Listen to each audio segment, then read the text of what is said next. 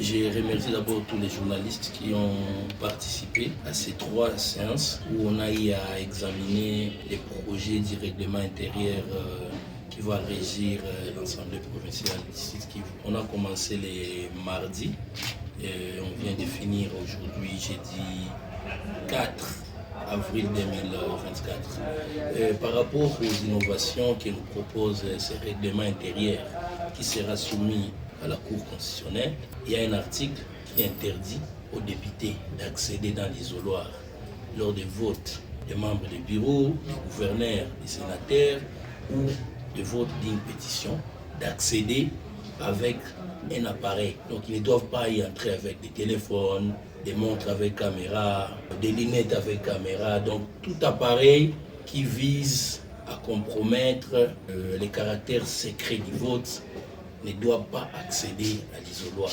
Il y a aussi l'interdiction qui est accordée aux députés de ne jamais proposer une motion lorsque il y a déjà une autre motion contre un membre de l'exécutif. Donc les députés ne doivent pas proposer ou amener une motion de déchéance contre un membre du bureau de l'Assemblée provinciale lorsqu'il y a une autre pétition contre un membre de l'exécutif provincial, un ministre ou bien le gouverneur lui-même. Il y a aussi l'impossibilité de retrait ou d'ajout d'une signature après le dépôt d'une motion de censure ou de défiance. Par là, vous comprenez que lorsqu'un député se décide de signer, il ne doit plus retirer sa signature.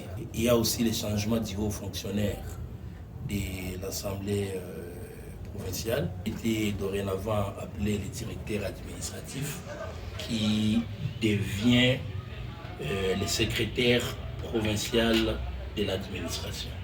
Et pour finir, il y a la possibilité qui est accordée aux députés, un assistant parlementaire, je m'excuse.